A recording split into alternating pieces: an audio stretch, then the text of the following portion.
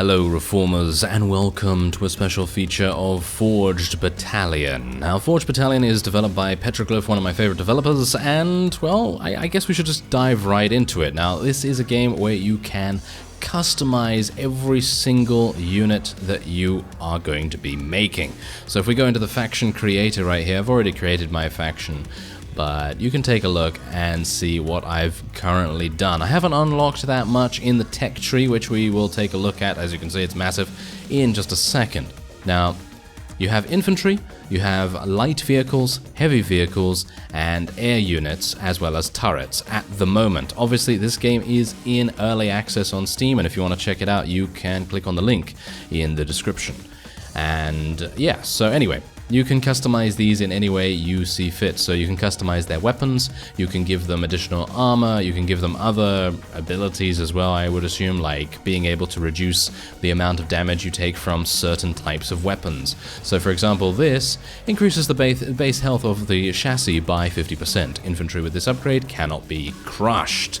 Now, crush is a thing that other units can do, and this makes this particular unit immune to that. So that's pretty cool. And then there's obviously movement capabilities as well. Later down the line in the tech tree, you can actually make these guys, instead of using light treaded chassis, in other words, you can have these tracks here like an actual tank. You know, beforehand I was actually using, just regular wheels, but you can change the way that they move. And later down in the tech tree, you've got walkers, so you can actually add legs to them as well, and these legs enable crushing of infantry units. And down at the bottom here, you can see the various types of damage that your weapons are currently doing. So for example, with this light vehicle right here, we have a machine gun. Now, you can give a variety of different weapons. I'll show you in the tech tree once we get over there, but you can attach a variety of different weapons that are going to do different things to every single target on the map. So for example, this machine gun does 2 times damage to infantry, 1 to, normal damage to other light vehicles, bad damage to heavy vehicles. 0.25 is just absolutely abysmal, and then it does normal damage to flying and 75% damage to turrets and 0.25 to buildings. So yeah, there's a variety of things that you can do with that. Now, if we go over here, on the other hand, this is a heavy vehicle, and you can see here I've given it a massive cannon on the front, and that is for a very good reason, because I am currently running with a infantry plus heavy vehicle setup. So whenever I'm making an army, I'm going to make a huge amount of infantry, and I'm going to make some of these guys to complement them, because the infantry that I have currently does 2 times damage to other infantry, but they're not very good against anything else. But the heavy vehicle, on the other hand, is fantastic against all of these things. So fantastic against buildings, turrets, air units, and other heavy vehicles.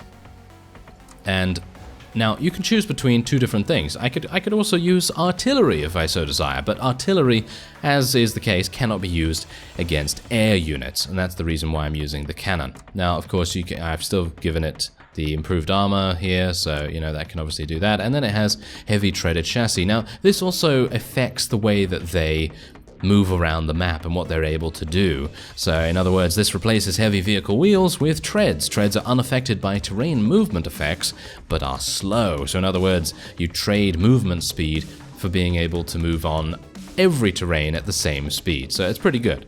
But, that's just how you have to do.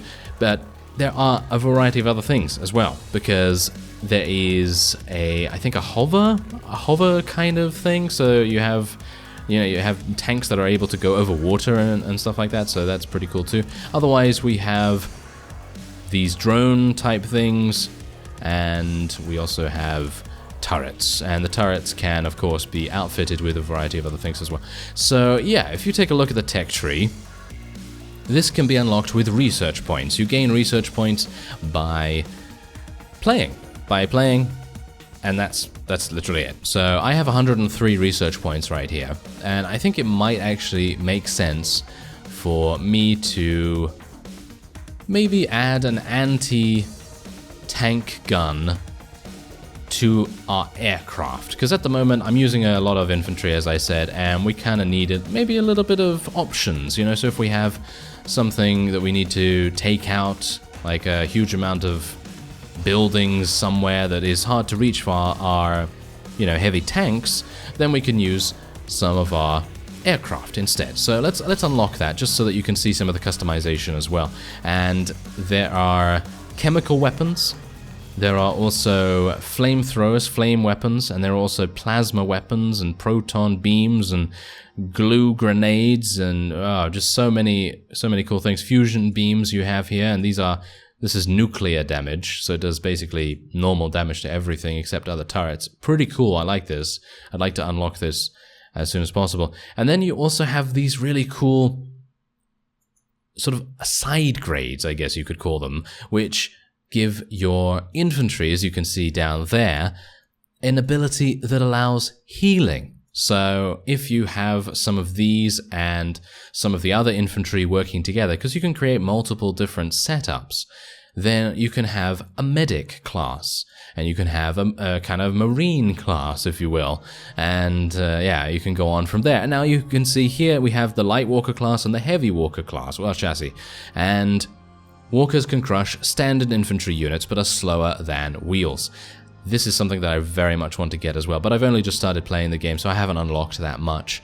But there are 4 tiers at the moment, but you can't unlock this yet. I don't know why, maybe it's just because of early access, but yes. Anyway, that is it, and then we can have a look at the faction overview as well, if you so desire, and you can have a, you know, different setups and everything. So let's go into skirmish. There is a campaign mode, by the way, so if you wanted to, you can do that. There is a story associated with it, but at the moment I'm not going to be doing that, just because I'm going to show you the gameplay and how things actually are. So I quite like the mountain settlement, but I also like Salamander Fortress. I feel like these are pretty cool maps. There's 8 players. You can go up to 8 players in this, but I'm going to go on a 2-player map for now.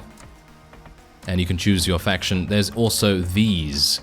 Yes, you see these over here? Yeah, they can basically they basically give you a build and a huge amount of very powerful upgrades, and if you want to, you can easily play with those. But as you can see, you're not going to be awarded any research points for matches. So I'm just going to play with mine. This is a pretty simple build, but as you'll see, the game can be pretty tricky. So let's start and get our hand in the game a little bit. Okay, so we're playing against a normal AI. There are 3 difficulties: easy, normal, and so on. And yes, as you can see, we have a harvester who is going to go over here and harvest, well, resources, cash, whatever you'd like to say. And this is standard sort of command and conquer style things, really, because what's happening here is that you have a sphere of influence, basically, and you're going to need to extend that sphere of influence to be able to craft and build your structures. So, for example, I can't build this refinery, which is used to, you know, collect these resources. I can't place it right next to the resources because I don't have my sphere of influence over there, but now I do, obviously, but this is the first thing you have to build, so kind of have to do that. You have also energy refineries. Constructing. Well, power plants, and this adds 300 power to your base, and that enables you to use, well, basically everything, because power is necessary for all of your structures, maybe not your units, but to create power units it is. Complete. And, well, yeah, we can go from there. Now, we do have a couple of scouting units over here, but they're not really, I mean, you can use them if you wanted to go over and do a little bit of harassing damage, but I don't really see the necessity for that, to be honest. But yeah, I'm going to build another harvester here, and we can also start building some barracks. So let's do that. As you can see, there is the sphere of influence preventing me from going any further. So I'm going to build them. Yeah, I don't really see the necessity to do anything else apart from here. That's absolutely fine. We have 2 harvesters right now. You only need 3, basically. If there are 3 nodes of resources, you only need 3, but you know, it's kind of decent to maybe get a little more if you need to. I mean, there are also resources over in this direction. Now, you can build turrets to increase your sphere of influence as well, which I'm probably going to be doing right here, because the elevation is also going to make a big difference in terms of defense. Now, these are outposts. Outposts can be captured by infantry, as you can see right here, after building a comm center. Once captured, you can build other structures in proximity as if it were part of your base. So that's pretty cool. So that's basically like a, well, a bit of an expansion, I suppose you could say. And that's pretty nice. I like that quite a bit. I'm going to build another harvester if at all possible. Let's build a energy plant right there, just to get another one going. And I'm going to get a turret here as well, and then we can start to build a refinery in this area, and that's going to make things much easier in harvesting these resources. I'm going to start expanding out to these over here, and eventually try and get that outpost if at all possible. So yes, now we can get the comm center, as you can see. So we're probably just going to build that anywhere. It doesn't really matter, to be honest. And we have these guys here, which will hopefully be able to capture this outpost once we have done that. So let's start building some infantry exosuits. And bear in mind that if you build more barracks next to each other, then the construction speed is going to be a lot quicker for your units. And yeah, we're probably going to decide to do that after we've gotten everything else up and running. So let's get a nice turret over here, so maybe it can shoot over the wall and try and kill enemies that are coming up. And we probably, once we have the comm center up, we probably want to start getting a refinery in this area here. Comm center complete. Probably something around here once the... Around here, there we go, there we go. Alright, and every time you build one of these refineries, by the way, it automatically gives you a free harvester, so that's pretty fantastic as well. Alright, so let's just continue expanding over in that direction, because we're obviously going to get this outpost so we can go to these resources easily and these resources easily. And if you want to, then you can even go further into the mountains and get even more. But obviously right now, it's probably not the best idea for me because, well, it's quite far away. Don't really want to spend the resources in expanding all that way.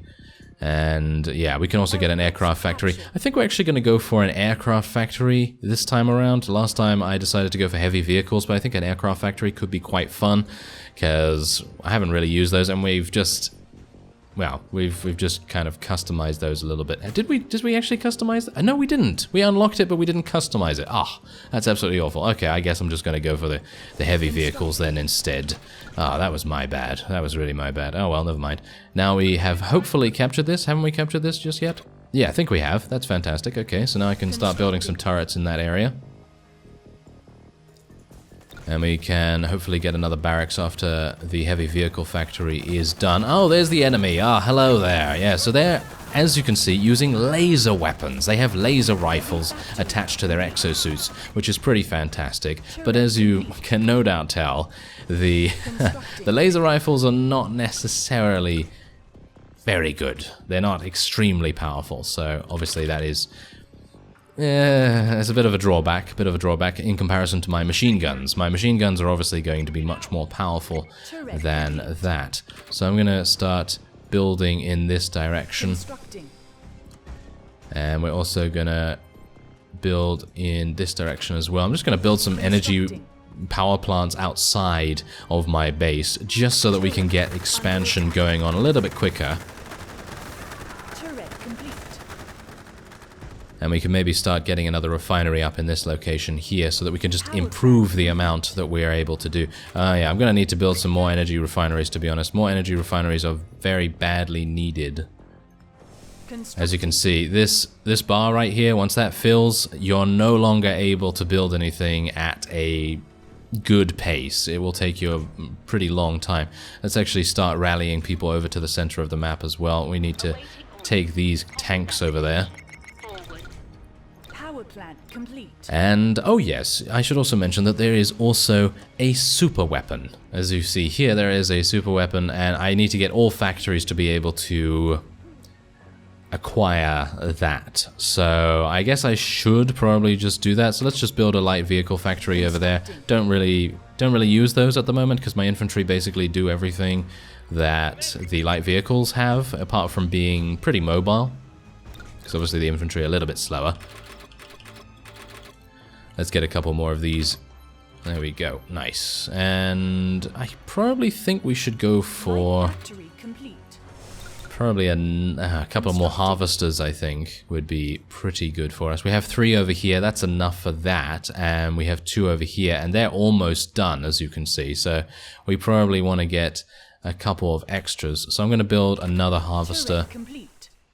I gotta say, for it being in early access, it is looking very nice at the moment, and the only thing that I gotta say is that microing our harvesters is a little bit clunky at the moment, so obviously that is just a thing that they're gonna work on, and they're gonna make things pretty fantastic. So let's just get that harvester over here, and let's actually take one of our infantry units up here so that we can get vision on where I can build. Because that's what we need. We actually need vision to be able to do that. So let's get... There we go. Let's get a turret here. And then we can start to build a refinery maybe over here or something like that. And that's going to make a huge difference to our effectiveness. Now, as you can see, the AI has actually done a good job because it has now claimed the outpost over here. So I'm going to need to be a bit careful of our weak side. And I'm actually going to build a couple more turrets in this location too. Now, we do have rocket bombardment available, which is our super weapon. There are a variety of different super weapons available as well, so if you are not wanting to use the rocket bombardment, then you don't have to. Alright, let's see if I can build a refinery here. There we go, there's a nice refinery. And I'm going to wait to send this harvester in just yet because I don't want it to run back to the main base. And I think I can probably take this one over to that refinery as well because this worker isn't really needed. Or maybe it is because of the travel time. Is it? No, I don't think it's really needed. I mean, there's so many nodes here that we can use. So let's get them over there. Let's just send it to go and do its thing. And we probably want another turret just in the center over there. Alright, so that's fantastic. Okay, so let's continue to get infantry loaded up. And let's get some of these heavy vehicles as well. And we're doing very well right now. We're doing really well. Our resources are skyrocketing up very, very nicely indeed. And I'm going to need to build some extra energy refineries. So I'm going to build one over here just to expand our sphere of influence once more. And we're going to need to actually get that over here so that we can start building upwards. Maybe we want to just build upwards towards this area over here. That's probably going to be a better idea. Now, as you can see, this guy is deciding to send in, I don't even know what that unit was, but, well, we don't have chemical protection, we don't have thermal protection or anything like that, so basically it's just sheer health and luck, I guess, is going to protect us for the most part. So let's just start getting our constructors up there, well, our harvesters up there, and hopefully that's going to make a bit of difference. So let's get some more barracks. Constructing. Now you can't build multiple things at once. As you can see, it's a bit on a timer, so you're gonna have to wait until one structure is done. But you can, of course, build multiple units at once, so that is perfectly fine. I think we actually have enough probably to... Oh, hello there, you're going for aircraft. Okay, well that's not really going to help too much because we still have a huge amount of machine guns and they're perfectly capable of dealing with aircraft. Now, they're using a combination of plasma and laser rifles. Oh, that's interesting. That is very, very interesting. I mean, basically the only reason why I'm able to succeed here is because of my resource generation and just being able to build more stuff. That is literally all that is happening at the moment. Let's actually just get this other barracks to start producing units because it is a little bit closer to the exit. There we go. Let's get those and that, and our refinery over here is doing nicely as well. And how are we doing over here? Not great. We're going to need to do something about this, aren't we? So we should probably get another turret. And let's get one of our harvesters in this location up here. And maybe once this turret is built, I might be able to sneak a bit of a refinery in this location here, maybe. I'd like to... Turret. yeah, there we go. Nice. Okay, that's fantastic, because now we have 2 additional bases from, you know, from mining, so that's great.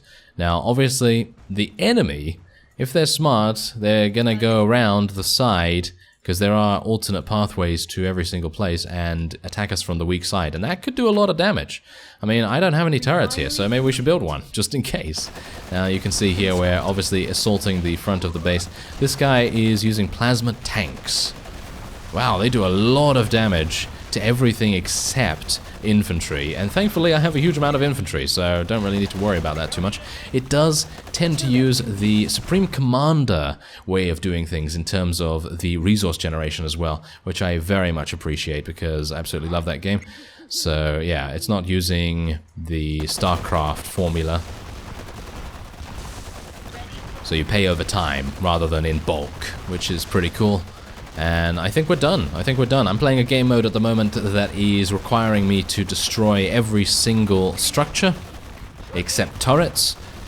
And you can play other things which are basically destroying everything, including turrets, and destroying the HQ only, which we've just destroyed. This is the HQ building here, by the way, and you can also get an upgrade for that. I'm currently using an upgrade that gives additional energy generation to my forces initially, so that's pretty cool. And maybe we can... oh, what are these guys doing? Why aren't you going up to the refinery over there? Oh, that's a bit annoying, isn't it? Okay, well, I'm gonna send this one over there. I think we've actually won this already, probably. But you just want to make sure that you're making moves just in case. But I think we got this.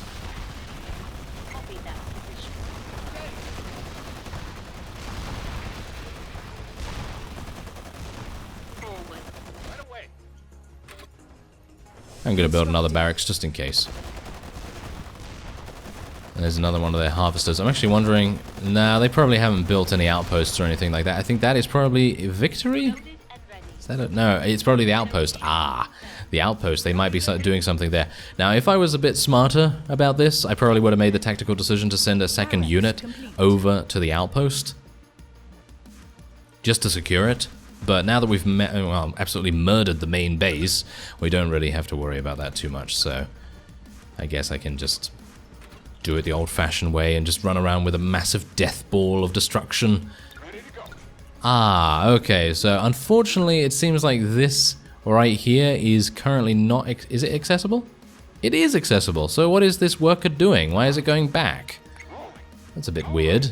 Yeah, so as I say, the worker pathfinding is sometimes a little bit weird, so yeah, that's just something that they're going to have to work on, but, you know, it's Petroglyph, you know, obviously they're going to do that. There is one more refinery here, and that's actually a good point. Maybe a good location for a refinery is actually here, so then you can send your workers to every single location of resources. And there is a bit of travel time there, though, and that's the main reason why I probably wouldn't do that myself, and maybe it's a little bit less defensible, but who knows? Who knows? There's a variety of different strategies you can use, obviously. So there you go, we gained 115 research points, and we collected 40,000 resources, did a really good job there, and yeah, that's it. So then I can go into the faction creator, and take a look at the tech tree, and then I can get a bunch of different things. I'm actually going to get this upgrade because this increases the power output of all power plants to 600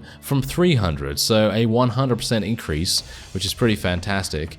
And this did something a little bit different. So this increases the power output of all power plants to 450 from 300, and the power output of the HQ to 300 from 200. So if you're going to build a lot of power plants, then this is good.